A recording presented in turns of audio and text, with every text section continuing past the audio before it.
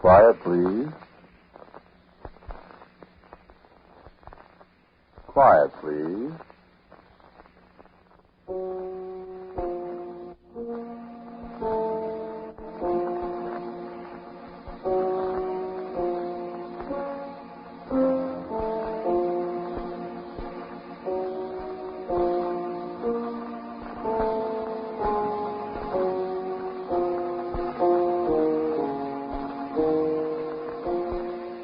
The Mutual Broadcasting System presents Quiet Please, which is written and directed by Willis Cooper and which features Ernest Chappell.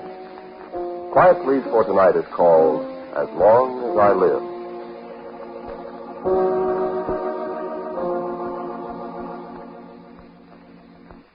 You ever know a medium?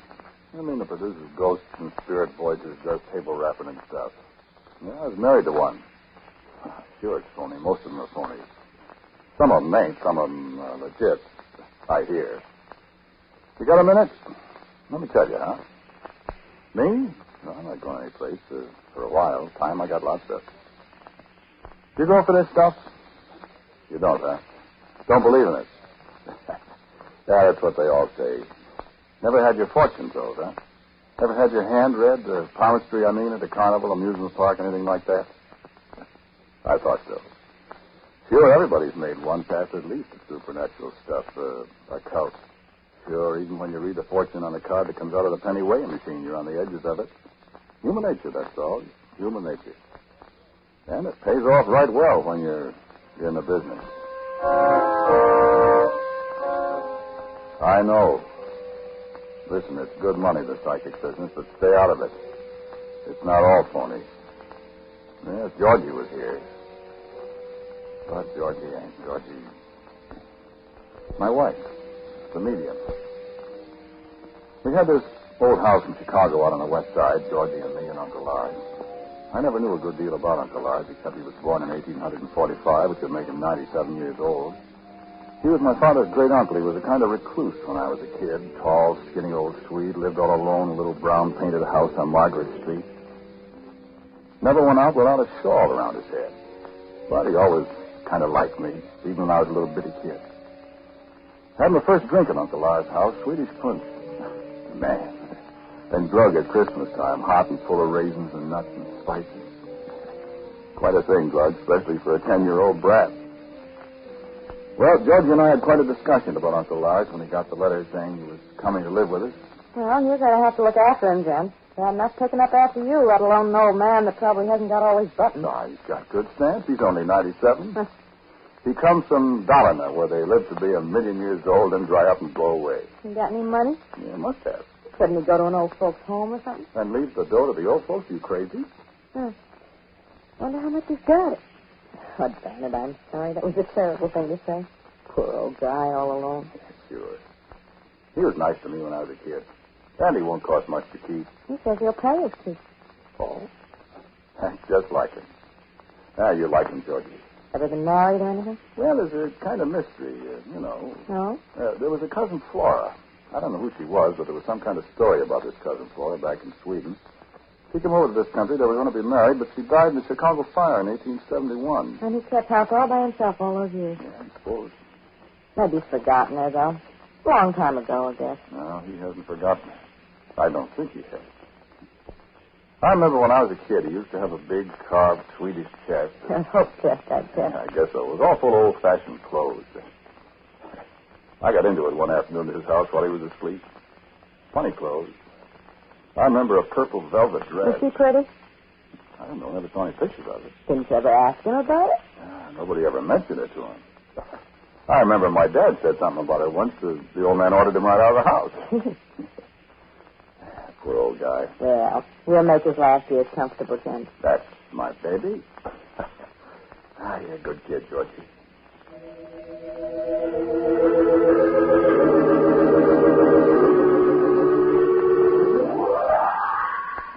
The mists are clearing now, and the ray of moonlight, as it moonlight, falls between the tall trees. And I see a face. It is a little girl, a golden-haired little girl in a gown of shining silver. Her arms are outstretched. She is seeking someone. She stops. She wants to tell me her name. Her name. Wait. She says her name is Rosalind. Rosalind, for God's sake, Georgie. Oh, that's right. I forget it all the time down. It's Rosalind. Rosalind. Okay, don't forget it. If old lady watches hears you calling her darling baby out of her name, it'll screw up everything. And she's worth go, Kitty. I know. I'll remember. Where's Uncle Art? In the hammock out in the backyard. Oh, he likes me very much. You're crazy. He thinks you're swell. Uh-uh. Well, he don't talk much to anybody, not even me. That's like he's scared of me. What are you talking about? I'm not kidding. You ever see anybody put their hand like this? No. I have. Tell you what it is. Well? That's what people in the old country call horns of the devil. Carne di Diablo, old man Garbacho used to say down on Taylor Street when I was a kid. For what? Well, you see, you hold two middle fingers with your thumb, stick your first finger and your little finger out like horns, see? And you point at people. Well, what for? To charm against the evil eye. What are you talking about? That's Uncle Oz when he's with me. He holds his hand like that all the time. You think you got the evil eye? He sure does, honey. Ah. Funny part of it is, baby, maybe I have. You're screwy. You know, fooling around with all this psychic stuff like I have, every once in a while you begin to wonder about things. Like what? I don't know, James. I mean, things. Well, like what things, sweetie? James, listen. When he makes the Carne di Diablo at me, I get the most awful pains around my heart. My darling. Honey, you stop. You stop that, you hear? Why, you're letting this stuff get you. You can't do that. You're just being silly. I know. I know, James. It's silly, all right, but... you know, if you fool around with this stuff, you begin to wonder if maybe you really are psychic. You said that. You're nuts. I know, but... oh, Jim. Georgie, what's the matter? My heart. What's the matter, Jen? Is your wife sick all of a sudden? And I looked up, startled, as the old man spoke from the doorway. Uncle R stepped forward, his hand outstretched to help me support Georgie. The fingers of his right hand were still clenched into the horns of the devil, into the charm against the evil eye. And then he opened his hands, and Georgie straightened up in my arms and drew a long breath and smiled at me. But I looked into her face, and there wasn't any smile in her eyes. I'm all right. I'm all right, James. Tell Uncle Oz I'm all right. And I looked deep into her unsmiling eyes. And I felt my own right hand twitch, and I looked down at it. My forefinger and little finger had formed the shape of a charm against the evil eye.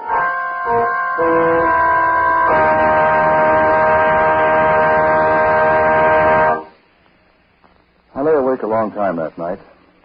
Georgie, as long as we've been married, has always insisted on sleeping with a light on in the room. And, well, after all these years, I've gotten used to it, too.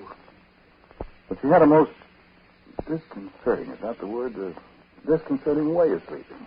A way that used to bother me at first when I woke up in the night and turned my head to hers on the pillow beside me. Well, she slept with her eyes open.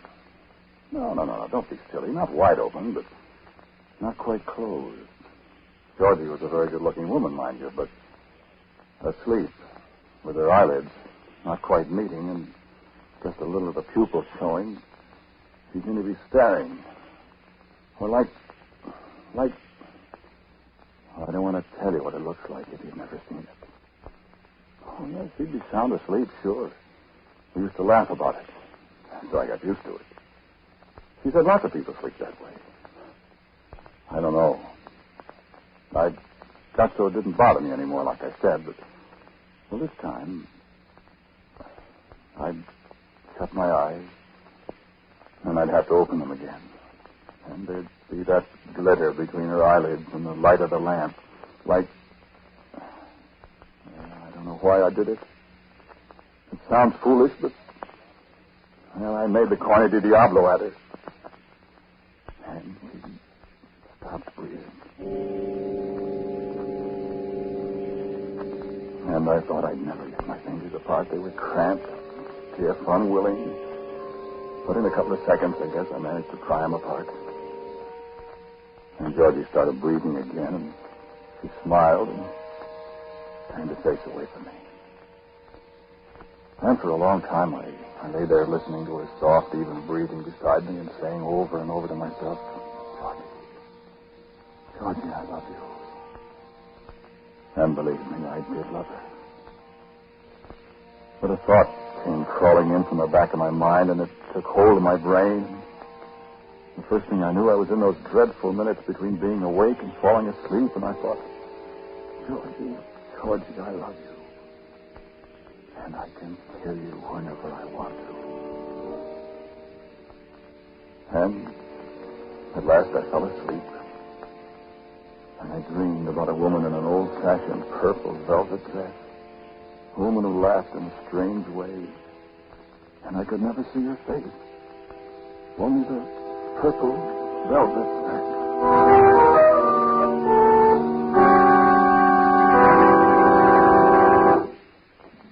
And then the morning came, and it seemed all confused in my mind. And Georgie was cheerful and happy in the kitchen as we ate breakfast together. And I guess I held her hand thinking, this is a lot of nonsense, a lot of bad dreams, a lot of nightmares. Everything's all right, of course.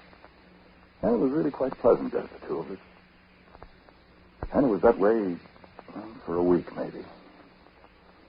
We did a seance for Mrs. Watsis, and Georgie remembered to call the little girl Rosalind, and old Mrs., I forget her name, cried in the dark and asked questions about how Rosalind was doing in the great beyond. And Georgie made her happy with her answers, and we made $75 out of that. She bought a new hat that was just a hat brim with flowers on it, not at all the kind of hat you'd expect a spirit medium to wear. So it went on, as I said. We hardly ever saw Uncle Lars. He used to get up and make his own coffee first thing in the morning, long before we woke up. Then he'd go sit in the backyard, smoke cigars, and rest. So this one morning, we're sitting there, looking at the papers and being quietly happy. When Georgie got up to pour another cup of coffee, she stopped at the back door and looked out. Jen, where's Uncle Lars? In the hammock, isn't he? I don't see him. He's probably putting around with the flowers. No, not in the garden. I don't see him. Uncle Lars! Well, heck, maybe he's still asleep. He's always up so early. Well, let him sleep. He's an old man. I better see. I don't know. You know, he might... Something might be... I better see if he... Yeah. Well, he's asleep. Don't wake him. Jen? You all right? Jen, come here. Well, what's the matter? Come here, quick. Well, what's the matter? Something's the matter with him. Uncle Lars. Uncle... He's had a stroke. That's what it is. He was all right, Jen, when I came in the room. He was breathing just like a baby, and then when I came over and looked at him, he just kind of gasped, and that awful look came on his face. Jen, what's the matter with you? You looked at him.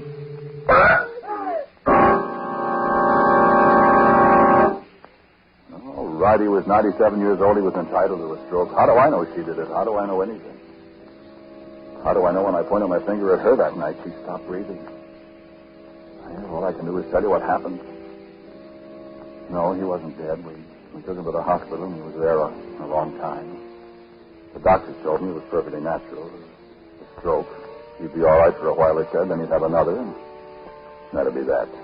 So I said to myself, sure, it's natural. There's nothing magic. There's nothing, evil about this thing. Georgie couldn't be to blame. And even if she was, which I said to myself is silly, she couldn't help it. She didn't mean anything. She liked the old man. All right. You remember that woman in the purple dress I dreamed about, the purple velvet dress? The one in Flora's Hope chest? Mm-hmm. Georgie, I said one day. Georgie, the funniest thing, I've been dreaming about that purple velvet dress I told you about. You remember? In the chest? Yeah. But there's a lot of stuff in there. Yeah, it's heavy, all right. Funny about him and that girl that died. Yeah. He must have been awful in love with her. Yeah. Dreams are funny, Jen. How do you mean? Well, no, they mean different things. Huh. I wonder. Maybe you dreaming about her? I didn't say I dreamed about her. I said the dress. Well, maybe that's a symbol. Maybe that means... Maybe he's going to die. Maybe she's telling us that. Maybe there's something in the chest we ought to know Let's about. not monkey with the chest. He might be trying to tell us something. Oh, stop, Georgie. No, Jim, I don't know. Well, there's a lot of things we don't understand. And then I got mad and I said, oh, for Pete's sake, let's get out of this stupid business. It's making us all nutty. Georgie said it wasn't stupid, and so we got into a fight. I got up and put on my hat and walked out of the house. And when I came home that night, I walked into the bedroom, and there was a woman in a purple velvet dress lying on Georgie's bed. And when I saw it was Georgie, a wave of rage just swept over me like a hot flood, and I slapped her, and she woke up and flew at me. What was wrong with us? She hit me, and I think I tried to choke her. We yelled at each other like a pair of wildcats. She scratched my face. I yanked her hair down. She struck at me again, and then I don't know how I did it. Something seemed to be pulling at my hand. And Georgie screamed again and fell down on the floor. I looked at my hand where it hurt. My 2 fingers were outstretched in the shape of the devil's horn. And I picked her up and put her on the bed. I took the purple velvet dress off her. And as it slipped over her head, she opened her eyes and she smiled at me. And I just flopped down alongside the bed, put my arms around her, and cried like a baby.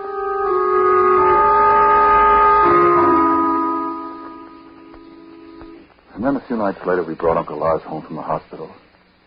I put him to bed. Georgie went out in the kitchen to make coffee. She knew Uncle Lars was nervous with her around. Georgie was a good kid, like I told you. So I sat on the edge of the bed and felt sorry for the old man. Yes, Uncle Lars. You feel all right? The purple dress. What? The purple dress. Well, what about it? Your wife put it on. Why? I know. Laura told me. Uncle Lars. You must not put it on, Jen. Oh, I'm sorry, Uncle Lars. She didn't mean anything. You know that. She has the evil eye. Your wife. Oh, Uncle Lars, now let's not. You know she has, don't you? Well, No, I don't know it. Then, beware of an evil woman. Well, Georgie's not. I speak of Flora. Why, I thought you... I mean, you... I am close to dying now, Sam. I tell you something. Well? Flora. I love Flora once. Of course. She died in the fire. I know. I killed her, Sam. Why? What did you... I locked her in the house and I let the fire burn her. Uncle Lars. Besides, Flora was an evil woman. I loved her and she... Let us not speak of that. Let us not speak of how I found out. Let's just say that there was another man and she laughed at me and called me a dumb fool, and then there was the fire. I had bought her the new purple dress, and I came home and... Uncle Lars, do you want to tell me all this? I have told you. She hated me, James. She has hated me so long. And beware of an evil woman. Danny? Oh, she called you. Take care. Danny, come here, dear. I'll be right back, Uncle Lars. Don't tell her. Of course not. I'll be right back. Danny, What do you want, Georgie? come here, please. Shall I close the door? Please. Where are you, Georgie? Well, what have you got the light off for? Georgie, where are you? She's still doing. What are you doing? She's still untrying something. Well, turn on the light. Well, listen, What are you... I'm doing something for Uncle Lars. He's afraid of me and he doesn't like me, and I want to... What are you up to? I'm going to bring Flora back to him. Georgie. Be still. I found out I can do it. I told you there were things we didn't understand. I tried it and it's easy. poor old man. I'm going to let him see the girl he was in love with. Stop, Georgie. I can't stop now. Be still, Jim. Georgie, you don't know what you're doing. Stop. Stop. Laura! Laura! What? Stop it. Laura! Laura! Georgie, I tell you, she... And something choked off my voice. I tried, but I couldn't say another word. Over in the corner, I could see a little pale, purplish light. I could hear Georgie moaning. And I couldn't move hand or foot. It was like something holding me by the arms. I heard Uncle Lars call to me. Ben, what are you doing? And Uncle Lars' door opened slowly. Lars, I did. Come back. Laura!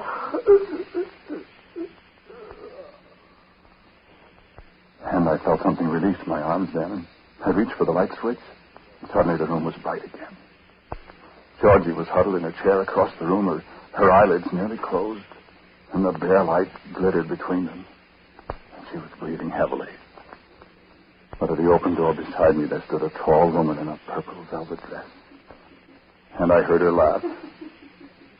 And she turned to look at me. And she had no face. She raised her arm toward me. I felt my own right arm lifting and my fingers squirming into the shape of the Corne di Diablo.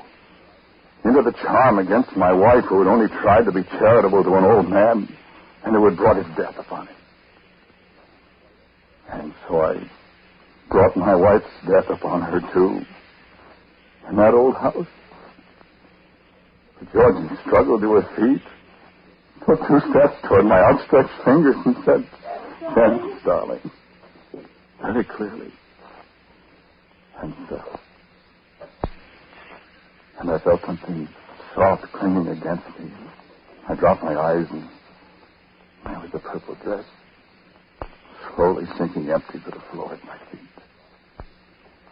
And there was the sound of soft, distant laughter in my ears. And so, I'm here. And tonight they'll take me out. And I won't be coming back. How could I explain 2 dead people with the marks of horrible, violent death on their faces? Alone in an old house with a man who was sitting on the floor, gibbering and carefully, oh, so carefully ripping an old-fashioned purple velvet dress into shreds.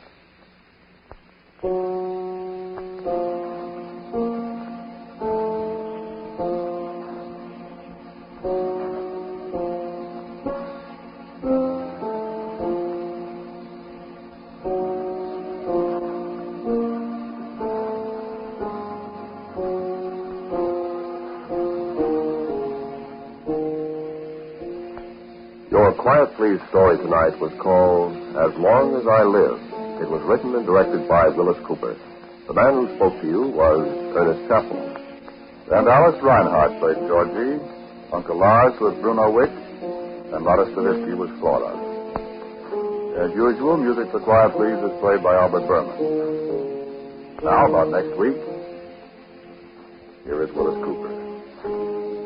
All the characters in tonight's story were, as usual, figments of my own imagination and have no relation to anybody living, dead, or undead. Next week, our story will be The Man Who Stole a Planetary.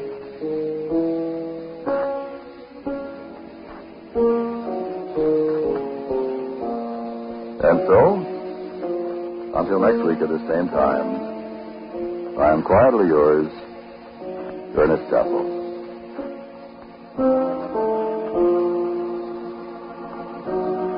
Quiet Please comes to you from New York and is heard in Canada through facilities of the Canadian Broadcasting Corporation. This is the Mutual Broadcasting System.